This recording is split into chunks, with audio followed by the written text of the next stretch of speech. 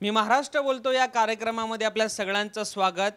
आज आपण आढावा घेणार आहोत पेन विधानसभा मतदारसंघाचा। पेन गणपतींच्या साठीचं प्रसिद्ध असलेलं पेन आणि त्याचबरोबर पाठीमागच्या काळामध्ये पेन अर्बन बँक घोटाळा असेल, सेजसाठीचे आंदोलन झालेले असेल, त्यामुळे राज्याच्या राजकारणामध्ये चर्चेला असलेलं पेन। गेल्यावेळी तत्कालीन कॅबिनेट मंत्री रविशेठ पाटील यांना या ठिकाणी पराभवाचा धक्का सहन करावा लागला होता। मात्र यावेळी नव्या जोमानं नव्या जोशानं यावेळी पुन्हा एकदा ते मैदानात असणार आहेत। त्यांच्यापासून सुरुवात करतोय। सर, गेल्यावेळी पराभवाचा धक्का आपल्याला बसलेला आहे, पुन्हा आता 5 वर्षांचा काळ ओसरून गेलेला आहे। कशा पद्धतीनं यावेळी विधानसभेसाठी तुम्ही सज्ज आहात? या विधानसभेसाठी माझी अशी तयारी आहे की विद्यमान जे आमदार आहेत ते विकास कामांबाबत अगदी निष्क्रिय आहेत। गेल्या 5 वर्षात 2004 साली ते 2009 सालापर्यंत मी जवळजवळ 350 ते 400 कोटी ह्या मतदारसंघासाठी कामं केलेली आहेत।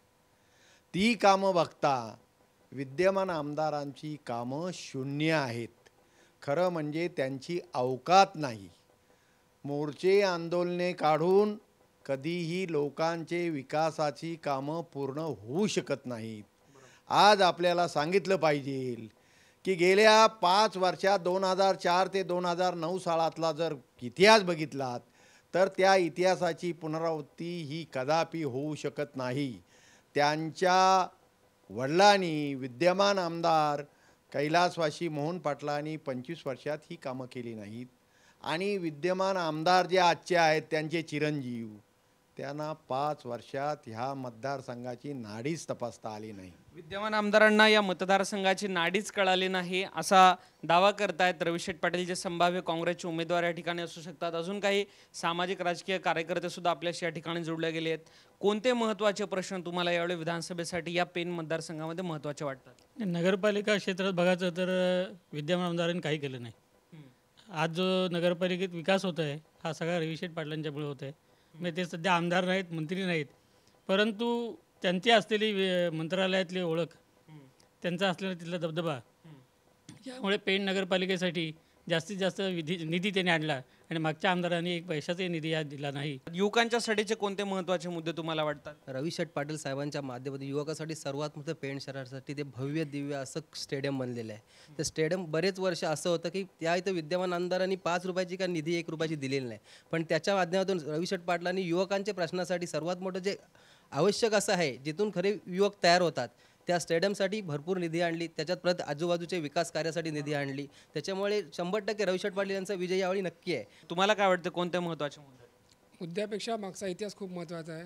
जेव्हा आमचे साहेब आमदार होते तेव्हा जी विकास कामं झाली त्यांचा स्पीड पाहता आता जे 5 वर्षे गेली याच्यामध्ये कुठलाही स्पीड आम्हाला पेण म्हणून किंवा पेण याच्या म्हणून कधी जाणवलेला नाही आहे। विकास कामांचा वेग मंदावला असं म्हणतात। स्थानिक नगराध्यक्ष सुद्धा पेनच्या आता आपल्यासोबत आहेत। नगरपालिकेचा सुद्धा विषय आता या ठिकाणी चर्चा करताना काही लोकांनी उपस्थित केलेला आहे। निधी मिळाला नाही आहे का काहीच नगरपालिकेला? नक्कीच स्थानिक आमदाराकडनं, इथल्या आमदाराकडनं तरी कोणताच निधी नगरपालिकेला मिळाला नाही आजपर्यंत।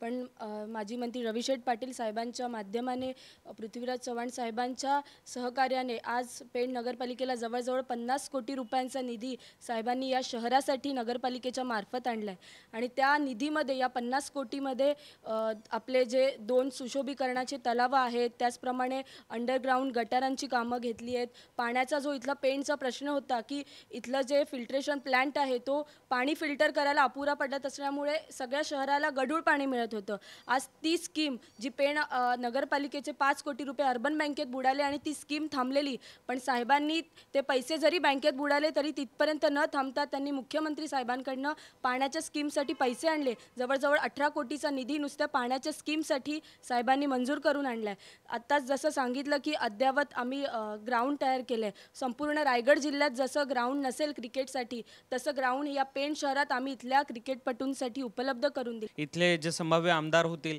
त्यांनी तात्कालिक प्रायोरिटीनं त्या प्रश्नांवर लक्ष केंद्रित करायला हवं। सर्वप्रथम प्रायोरिटीने आपल्याला प्रश्न पाहिला तर या ठिकाणी खारेपाट भागातील पाणी टंचाई अत्यंत भीषण आहे। या ठिकाणी पाण्यासाठी लोकांना वणवण करायला लागत आहे। त्या ठिकाणी अनेक वेळा पाहिलं की आमदारांनी केवळ मोर्चे काढून हंडा मोर्चा काढला, त्याचबरोबर डोक्यावरून हंडा उतरवता अशा प्रकारचे फक्त लोकांना फसवणूक करण्याचे कार्यक्रम हाती घेतले, त्याच्यामुळे प्रश्न सुटत नाही. त्याचबरोबर जी क्षेत्र आहे या ठिकाणी आपल्या जे काही तालुक्याला समुद्रकिनारा लाभलेला आहे त्यातून आता खारभूमीच्या माध्यमातून त्या ठिकाणी आतमध्ये पाणी आल्यामुळे पूर्णपणे बाह्यकाठ आहे, तो बाह्यकाठ त्या ठिकाणी तुटल्यामुळं शेतीचं नुकसान होते. JSWच्या माध्यमातून बेरोजगारांचे सुद्धा प्रश्न प्रचंड आहेत. साहेबांच्या माध्यमातून जवळपास गेल्या मंत्रिपदाच्या कालावधीमध्ये 50 ते 2000 लोक या ठिकाणी JSWमध्ये लागलेली आहेत. आणि अशा प्रकारे काम करत असताना आपल्याला एक मुद्दा मी सांगतो सर, की या ठिकाणी पाण्याच्या पाईपलाईनचा आमदारांनी 9 कोटी रुपयाचं काम आणि स्वतःच्या कॉन्ट्रॅक्टरला दिलेलं आहे. त्यामुळं ह्यांना बेरोजगारांपेक्षा कॉन्ट्रॅक्ट घेऊन त्याच्यामधनं आपलं ध्येय साधण्याचा या ठिकाणी त्यांचा हेतू आहे, हे सुद्धा या ठिकाणी मी आपल्याला सांगतो. जनतेसाठी इथले आमदार काम करत नाहीत असा आरोप करतायत इथले युवक काँग्रेसचे पदाधिकारी. थोडक्यामध्ये तुम्हाला काय वाटतं, कोणते मुद्दे आता या निवडणुकीत महत्त्वाचे वाटतात? आज नगरपालिकेचा भौगोलिक विचार करता तर पेण शहरामध्ये साहेबांनी जेवढा आत्तापर्यंत विकास केला आणि आम्ही एक आता म्हणजे जे स्टेडियमची काम, तळ्यांची कामं ह्यासाठी साहेबांनी तत्काळ निधी उपलब्ध करून आमची कामंसुद्धा आज अंतिम टप्प्यात झालेली आहेत. आज जिल्हा परिषद आणि पंचायत समिती शेका पक्षाच्या ताब्यात असतानासुद्धा पेण तालुक्याचा विकास त्या मानाने झालेला नाही आहे. आज तुम्ही गावापाड्यात गेलात तर तिथले रस्ते अतिशय घाणेरड्या पद्धतीचे आहेत. लोकांना पाण्यासाठी सुद्धा वणवण फिरावं लागतं. गेले 25 वर्ष रखडलेला जो पेण खोपोली रस्ता आहे, हा साहेबांच्या मंत्रिमंडळाचं पहिलं काम साहेबांचं कुठलं केलं असेल तर पेण खोपोली रस्ता. आज पेणमधील लोक जेव्हा खोपोली जायचे ते पनवेल मार्गे जायचे, पण साहेबांनी पहिलं काम केलं ते पेण खोपोली रस्ता. आणि आज तुम्ही केव्हाही बघाल तर तो रस्ता अजूनही सुंदर आणि चांगला आहे. आता जाताना हे सगळे मुद्दे असतीलच, मात्र ह्या सगळ्या मुद्द्यांवर सोल्युशन म्हणून एखादी ब्ल्यू प्रिंट, एक विकास आराखडा पेनसाठी आपल्याकडे तयार आहे आज? निश्चितपणे तयार आहे. ग्रामीण भागातला पिण्याचा पाण्याचा प्रश्न यक्ष आहे. आजही जिल्हा परिषद पंचायत समिती ही शेका पक्षाकडे आहे, आमदार शेका पक्षाचा आहे, शिवसेनेचा खासदार आहे, परंतु त्या पाण्याकडे बिलकुल लक्ष नाही. 5 रुपयाचं कामसुद्धा शेका पक्षाच्या आमदारांनी केलेलं नाही. ते पहिलं काम मार्गी लावण्याचं काम आपल्याला हाती घ्यायला लागलं. महायुतीच्या, शिवसेनेच्या, भाजपाच्या उमेदवाराचं सुद्धा एक मोठं आव्हान यावेळी असेल असं नाही वाटत? हा आव्हान काही वाटण्याचं कारण नाही, कारण इथले आपल्या राज्याचे जे मुख्यमंत्री आहेत ते नॉन करप्ट मुख्यमंत्री आहेत.